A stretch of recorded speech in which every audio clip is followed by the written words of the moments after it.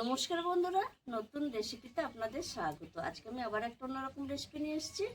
এই বসন্ত পড়ে গেছে, তাই বসন্তর ভাইরাস কাটাবার জন্য আমাদের এখন এই নিম পাতার খুব প্রয়োজন। নিম পাতা, সজনে ডাঁটা, তার জন্য আজকে আমি নিম পাতা ভেজে দেখাবো। আর আমি এই নিম পাতাটা এমনভাবে ভাজবো যারা নিম পাতা খেতে ভালো না বাসে তারাও খাবে অসাধারণভাবে। এর জন্য নিয়ে নিয়েছি আমি এই যে নিম পাতা, কচি কচি নিম পাতা একদম বেছে ধুয়ে নিয়েছি। আর নিয়ে নিয়েছি বেগুন, আলু একটু ছোট ছোট করে কেটে নিয়েছি, নুন, সর্ষের তেল, চিনি আর গোটা জিরে আর হলুদ গুঁড়ো, আর কিচ্ছু লাগবে না। উনুন ধরিয়ে কড়াই বসিয়ে দিয়েছি। কড়াই আমি দিয়ে দেবো এবার সর্ষের তেল। তেলটা গরম হয়ে গেছে, এবার আমি নিম পাতাটা আগে ভেজে নেব, ভেজে তুলে রাখবো।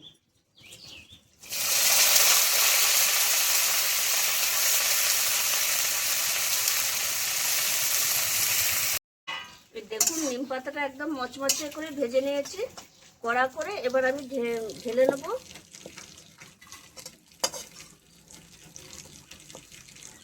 একটু তেলটা ছেঁকে ছেঁকে নামাবো।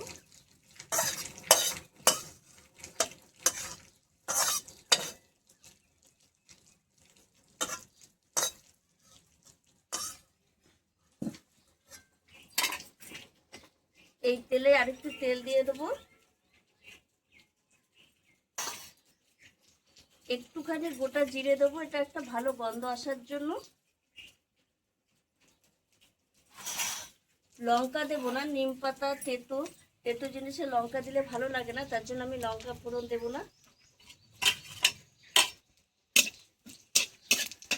ফোড়নটা ভাজা হয়ে গেছে, এবার আমি আলু বেগুনটা দিয়ে দেবো।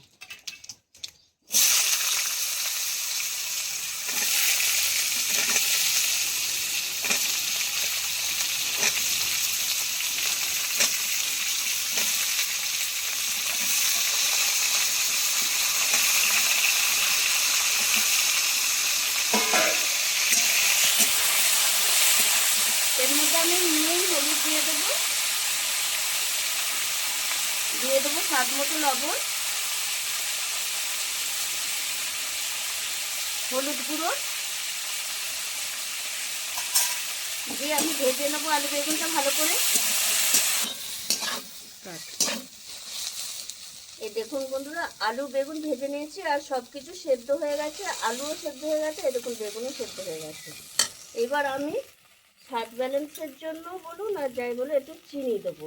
এই নিম পাতায় যদি চিনি দেওয়া হয়, আমার অনেক বন্ধুরাই এই নিম পাতা সববারে খান না, এই চিনিটা দিলে কিন্তু আপনারা সববারে খেতে পারবেন।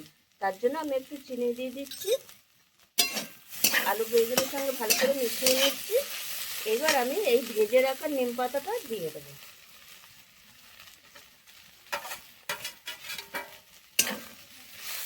দিয়ে মিশিয়ে নেবো আলু বেগুনের সঙ্গে।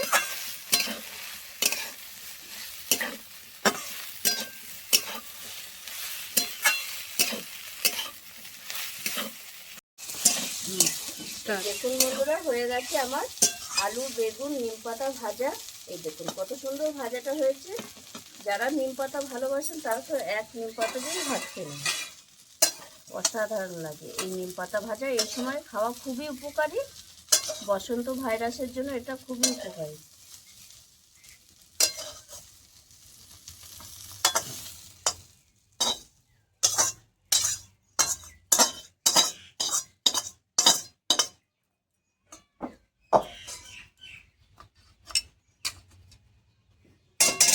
আপনারাও এইভাবে একবার নিম পাতাটা ভেজে খাবেন, খুব ভালো লাগবে।